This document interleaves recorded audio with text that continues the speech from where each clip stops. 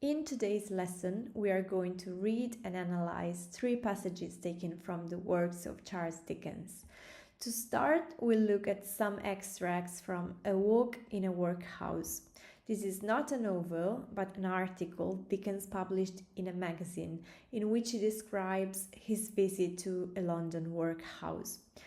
Workhouses were institutions in Victorian England where poor people were given food and shelter in exchange for hard labor, and conditions were often harsh and humiliating. The second extract is from Oliver Twist, one of Dickens's most famous novels about the life and adventures of an orphan who grows up in a workhouse and then escapes to London. The last passage is from Hard Times, a novel set in an industrial town called Coketown. Here, Dickens criticizes the negative effects of industrialization, such as pollution, monotony, and the dehumanization of workers. And all these texts are important because they show how Dickens used the literature as a tool of social criticism, exposing the injustices of his time and giving a voice to those who didn't have one. While you read these texts, please use your reading toolkit to complete the analysis. On a certain Sunday, I formed one of the congregation assembled in the chapel of a large metropolitan workhouse. With the exception of the clergyman and clerk and a very few officials, there were none but paupers present. There was a lull throughout the house. The place was quiet, too quiet. A general sense of weariness seemed to reign everywhere. The place was immaculately clean. There was a semblance of order and discipline, and all things were in their place, but the spirit of the place was blank and dreary and heartless. It was inhabited by a population of some 1,500 or 2,000 paupers, ranging from the infant newly born or not yet come into the pauper world to the old man dying on his bed. I paced the long stone passages among the aged and infirm, the blind and the deaf, among the children, the sick, and the insane. In another room, a very quiet one, babies were lying in cribs. One poor little baby had just died. The nurse who had attended it burst into tears when she saw it lying dead, for she had grown fond of it, and she was sorry. That poor motherly woman's grief was inexpressibly touching. "We are very old, sir," said one of the poor women. "We can't expect to be well, most of us." "Enough to eat?" I asked. "Why, sir, I have but a poor appetite, and yet I get through my allowance very easily." Another added, "We have very little bread, sir." "It's an exceedingly small quantity of bread." Now we are about to read a famous extract from Oliver Twist. This novel tells the story of Oliver, an orphan living in a workhouse. From the beginning, his life is marked by hunger and cruelty, and today we'll read a famous scene where Oliver asks for more food in the workhouse, since the children are starving. They get only a small portion of soup every day, and after this episode, Oliver is considered a troublemaker and sent away. He escapes and travels to London, where he meets dangerous characters like Fagin and Bill Sikes, but also kind and generous people such as Mr. Brownlow, who offers him protection. At the end of the novel, we discover Oliver's true identity. He is the son of a gentleman, and there is a conspiracy against him led by his half-brother who wants to steal his inheritance.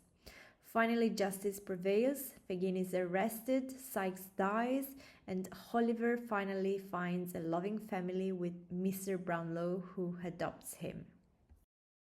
The room in which the boys were fed was a large stone hall with a copper at one end. out of which the master, dressed in an apron for the purpose, and assisted by one or two women, ladled the gruel at meal-times. Of this festive composition each boy had one porringer and no more, except on occasions of great public rejoicing, when he had 2 ounces and a quarter of bread besides. The bowls never wanted washing. The boys polished them with their spoons till they shone again, and when they had performed this operation, which never took very long, the spoons being nearly as large as the bowls, they would sit, staring at the copper, with such eager eyes as if they could have devoured the very bricks of which it was composed, employing themselves, meanwhile, in sucking their fingers most assiduously, with the view of catching up any stray splashes of gruel that might have been cast thereon. Boys have generally excellent appetites. Oliver Twist and his companions suffered the tortures of slow starvation for 3 months. At last they got so voracious and wild with hunger that one boy, who was tall for his age and hadn't been used to that sort of thing, for his father had kept a small cook-shop, hinted darkly to his companions that unless he had another basin of gruel per diem, he was afraid he might some night happen to eat the boy who slept next him, who happened to be a weakly youth of tender age. He had a wild, hungry eye, and they implicitly believed him. A council was held. Lots were cast who should walk up to the master after supper that evening and ask for more, and it fell to Oliver Twist. The evening arrived, the boys took their places. The master, in his cook's uniform, stationed himself at the copper. His pauper assistants ranged themselves behind him. The gruel was served out, and a long grace was said over the short commons. The gruel disappeared. The boys whispered to each other and winked at Oliver, while his next neighbors nudged him. Child as he was desperate with hunger and reckless with misery. He rose from the table, and advancing to the master, basin and spoon in hand, said, somewhat alarmed at his own temerity, "Please, sir, I want some more." The master was a fat, healthy man, but he turned very pale. He gazed in stupefied astonishment on the small rebel for some seconds, and then clung for support to the copper. His assistants were paralyzed with wonder, the boys with fear. "What?" said the master at length, in a faint voice. "Please, sir," replied Oliver, "I want some more." The master aimed a blow at Oliver's head with the ladle, pinioned him in his arms, and shrieked aloud for the beadle. The board were sitting in solemn conclave when Mr. Bumble rushed into the room in great excitement, and addressing the gentleman in the high chair, said, "Mr. Limbkins, I beg your pardon, sir. Oliver Twist has asked for more." There was a general start. Horror was depicted on every countenance. "For more," said Mr. Limbkins. "Compose yourself, Bumble, and answer me distinctly. Do I understand that he asked for more after he had eaten the supper allotted by the dietary?" "He did, sir," replied Bumble. "That boy will be hung," said the gentleman in the white waistcoat. "I know that boy will be hung." Nobody controverted the prophetic gentleman's opinion. An animated discussion took place. Oliver was ordered into instant confinement, and a bill was next morning pasted on the outside of the gate, offering a reward of £5 to anybody who would take Oliver Twist off the hands of the parish. In other words, £5, and Oliver Twist were offered to any man or woman who wanted an apprentice to any trade, business, or calling. The last extract we are going to read is from Hard Times, another important novel by Charles Dickens. The story is set in the fictional industrial town of Coketown, and it focuses on the harsh realities of industrialization in Victorian England. The main characters are Mr. Gradgrind, a teacher who only believes in facts and statistics, his children, and Mr. Bounderby, a wealthy but selfish banker. And the passage we will read is a description of the city itself, a town covered in soot, full of noise, smoke, and monotony. And Dickens uses this setting to criticize materialism, the dehumanizing effects of industry, and the lack of beauty and imagination in a society obsessed only with productivity. It was a town of red brick, or of brick that would have been red if the smoke and ashes had allowed it. But, as matters stood, it was a town of unnatural red and black, like the painted face of a savage. It was a town of machinery and tall chimneys, out of which interminable serpents of smoke trailed themselves for ever and ever, and never got uncoiled. It had a black canal in it, and a river that ran purple with ill-smelling dye, and vast piles of building full of windows, where there was a rattling and a trembling all day long, and where the piston of the steam engine worked monotonously up and down, like the head of an elephant in a state of melancholy madness.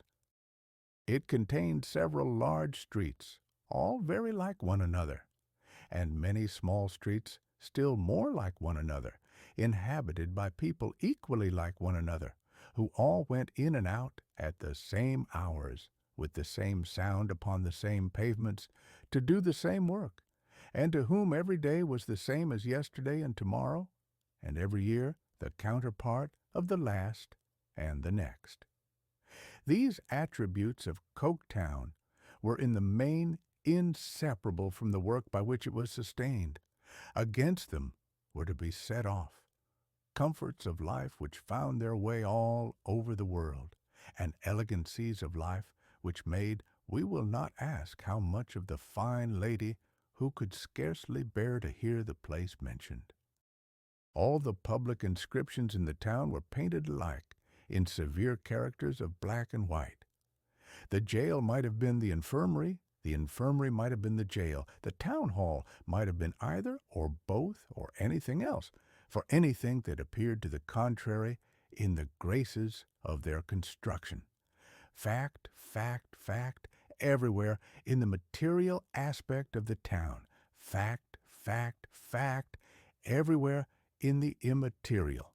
The Machocum Child School was all fact, and the School of Design was all fact, and the relations between master and man were all fact, and everything was fact between the lying-in hospital and the cemetery, and what you couldn't state in figures, or show to be purchasable in the cheapest market and saleable in the dearest, was not, and never should be, world without end. Amen. I hope this lesson has helped you understand how Dickens is deeply connected to the world of work, not only because he portrays social injustice and child labor, but also in how he gives a voice to the struggles and hopes of the working class. Remember that reading Dickens is not just about the past, but it means questioning our own society.